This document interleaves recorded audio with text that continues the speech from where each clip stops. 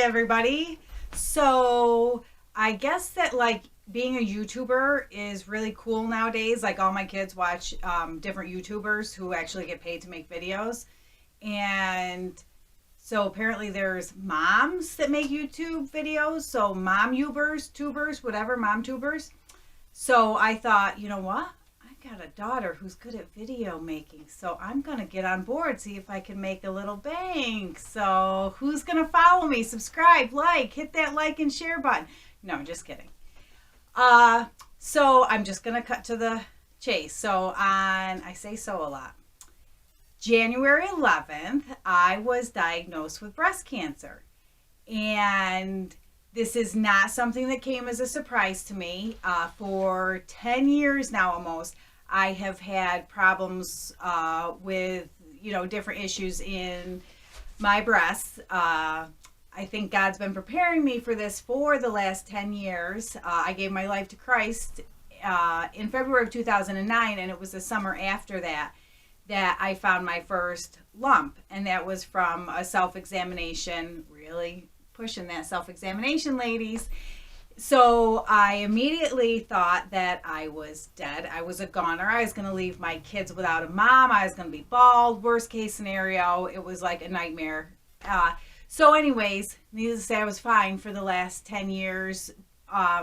Series of mammograms, ultrasounds, biopsies. Everything's okay. Mammograms, ultrasounds, biopsies. Everything's okay. Well, this round, I didn't get an all clear, everything is okay. So I had a mammogram before before Christmas. And they called and wanted me to come back for an ultrasound. No red flags because I have very dense breast tissue, lots of cysts that are always okay, no big deal. No red flags. So after the ultrasound, the office called and they said, we want to see you back for a biopsy. Still no red flags. This is like number 4 or 5 in my journey. So still no red flag. They just, see something that wasn't there last year. They want to check it. So, okay. So I go in, meet with my surgeon who I love. And he shows me on the screen my scans from last year. So he's showing me everything that's normal, everything that's been there, no alarms. So then he gets to the ultrasound results from this year, and he shows me this one spot on my right side. And as soon as he showed it to me, I said, that looks different. It wasn't the same shape or color of anything else that I'd ever seen before. And so still no panic, not too worried. He's not an alarmist. He wasn't really worried. So I went in and had the biopsy done. And that was on a Friday. And they said, no, that was on a Monday. They said probably Wednesday or Thursday you'll have your results back. My results always come back relatively soon, so no big deal. So Wednesday comes, no phone call. Thursday comes, still no phone call. So I wait till Thursday afternoon and I call the office and they said, well, we have another batch of pathology results coming in at 4:00. So if yours is in it, we'll call and let you know. So I never heard back from them. So Friday morning, the office calls me and they said, so already I'm thinking, okay, so it's never taken this long. So something is up this time. They found something, they're rechecking, they want to look at more stuff. So still, I'm not freaking out. Friday morning comes and they call to confirm my follow-up appointment from my biopsy. And I told the secretary, I said, well, I don't even have my pathology reports back. And she said, okay, well, let me check with the nurse about that. And she said, when did you have your biopsy done? I said, it was on Monday. So she puts me on hold, goes and talks to the nurse, and she comes back and she said, the nurse said that Dr. Mangori will call you later to discuss your results. Well, I love my doctor and I've known him for almost 10 years, but we've never talked on the phone. So it's always a nurse calling with the results. So immediately then I knew, like, okay, this isn't going to be an all clear, good to go, see you next year. So sure enough, he called and he said, first thing out of his mouth was, how is your, how are you feeling? How'd I do? I didn't hurt you too bad. And I said, no. And he said, well, it is breast cancer. So I said, okay, where do we go? What are we doing? What's the next step? So still no panic because this is really, I thought either for the rest of my life I'm going to have mammograms, ultrasounds, biopsies, or I'm going to hear the C word and that's going to be, it was almost inevitable. So still no panic. We're good. So stop saying so. So the next step was for an MRI, which I had never had an MRI before. Both my girls have had them before. And I've heard other people talk about the noise and all this stuff. So I don't think I'm claustrophobic. So no big deal. Having a MRI for your breast is really kind of funny. No, you got to climb up on a table, lay down. They drop down in a hole and just all this just weird stuff. So they're loud. It's awkward. Your hands are like this. You lose all feeling in your fingers and all that good stuff.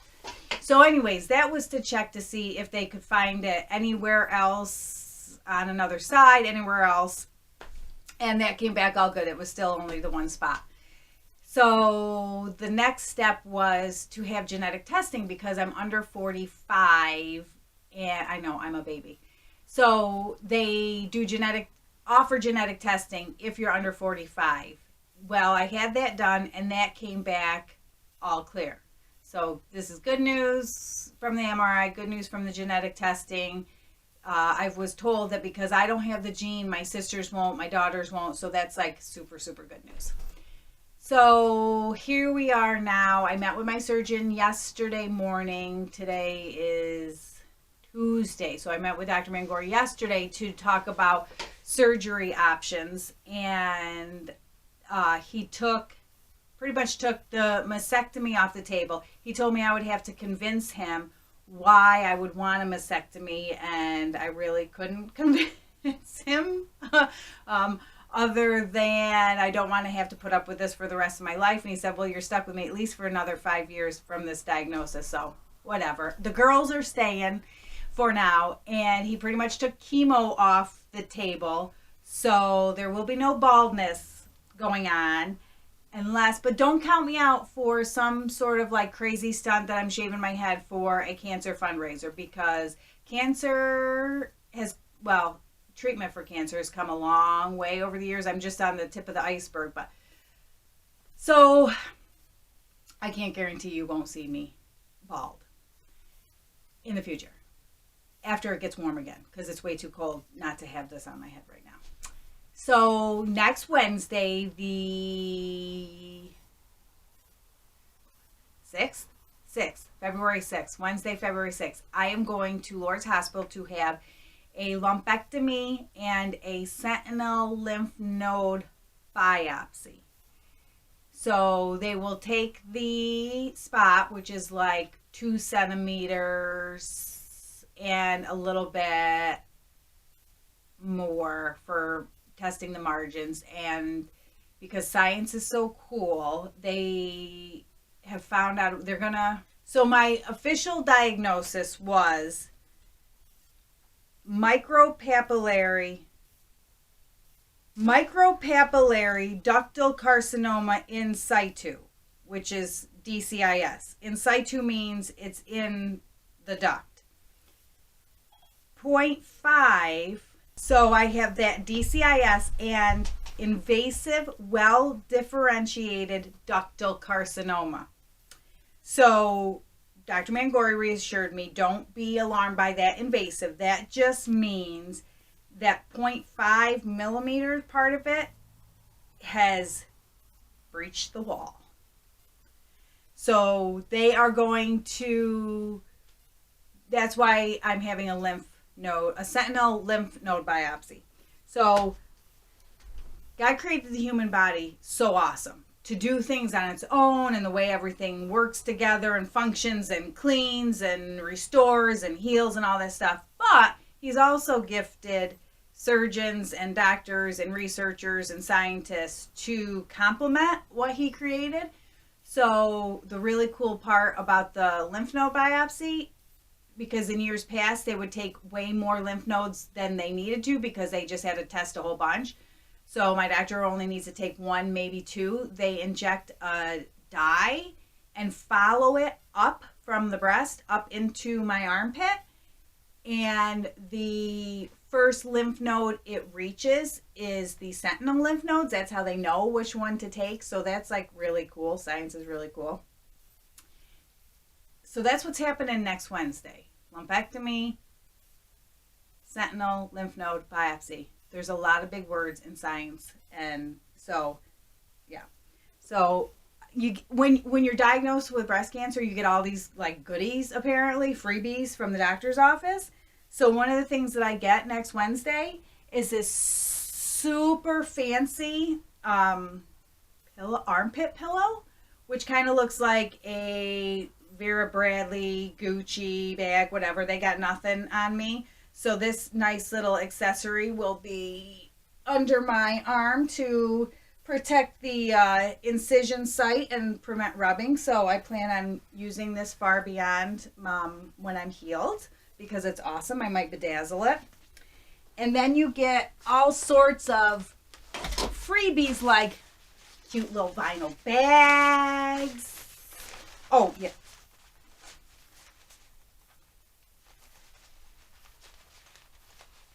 High quality that don't get stuck in the zipper. That was probably my with fault. a little keychain in there. You get all sorts of information. Like you'll get information overload. Your head will explode. All sorts of things. Oh, for support and information and blah, blah, blah that I will maybe read someday. And then you get a nice little binder because anybody who knows me knows how organized I am. I am so OCD organized. So I love this binder that my doctor's office gave me. Very nice. And so I just love my surgeon. I have for nearly 10 years. Oh, and my mom got to meet him yesterday. And he got the mom seal of approval. So that's really good. So kudos to Dr. Mangori. But he loves drawing me pictures, so I understand everything. So I get to like look at pictures instead of reading of all sorts of things. He loves drawing arrows and lines and all sorts of things. Where was the other thing that where did he? Oh, this thing. I'll cover this thing because this will embarrass Tara. But so this is what I have. This is, if everything had stayed in here like that, that's the DCIS. This is what the invasive part is, but mine's only like 0.5, so it's like a really small little dot. But that's why they have to do the lymph node thing. And I might not even have radiation done. We have to wait for some hormonal, like estrogen and progesterone tests to come back and the final pathology report from my lumpectomy before we even know if radiation is needed. So this just might be a lumpectomy and some maintenance, like popping a pill for however long and like seeing my doctor every 6 months. So this could be like a tiny little bump in the road for me. So this is why I'm not sad. It's not a sad diagnosis to me. Like I said, I think God's been preparing me this for a long time. So it's not sad because, like I said, I think God's been preparing me for this for like 10 years. And so if he's allowed it in my life, it's going to be for my good and his glory. So I'm really looking forward to all the people that I get to meet that I wouldn't normally meet. And so they're going to hear about how awesome God is. And I have terrible veins and sometimes they have to stick me a lot of times to get a line in, draw blood, whatever. So one of the RNs that had to get called up to the MRI place because I had already been stuck like 3 times and they couldn't get it in. Anyways, she was leaving and she said, well, you're so lovely. And I said, well, it doesn't really pay to be not lovely. So yeah, that counter is going to go through the roof. So I don't know how many of these videos that I'm going to make. It may be very short-lived. If it's a lumpectomy and I'm done, who knows how many I'm going to make. But if they can be an encouragement to anybody, I'll put them on Facebook and I'll make them public so that you can share them. And this one seems like it was like way longer than I thought it would end up being. So fortunately, I have a very talented daughter who can cut and edit and snip and do fun things with videos. You want to know how long it is? I don't want to know. How long is it? 17 minutes. 17. I talk way too much. But that won't be a surprise to anyone. So anyways, don't be sad for me. Don't be worried. Like, these are the rules that when I tell people. Like, I don't want to make people cry because it's really not, it's not sad. Don't be worried about me. Don't feel sorry for me. And yes, you can hug me if you see me. Okay, so I'm not a hugger, but people want to hug me. So I won't go all Mr. Bean on you and push you away. I won't facepalm you if you want to hug me. So, yeah. So, next Wednesday, I'll probably make another video next Wednesday. Tara is going to make the video next Wednesday. So, as much as we are allowed, like in the hospital, pre-op, post-op, yeah. So, who knows what you'll see. Maybe you'll meet Dr. Mangori and some awesome nurses and some other people. And there was something else I was going to say. Oh, yeah. So, and thank you to everyone. I am definitely not in short supply of people who love me or want to encourage me and do things for me, make me meals, send me encouraging text messages. I am fortunate where I have several friends who have gone before me on this journey, different diagnoses, different treatment plans, but they're awesome, fierce women who are reaching out to me and, you know, coming alongside of me in this journey. So all of you all can come along too, and I hope the next video is not this long. It's gonna be longer. You already know it's gonna be longer. So enjoy. Have a good day. I'm gonna kick it to the curb.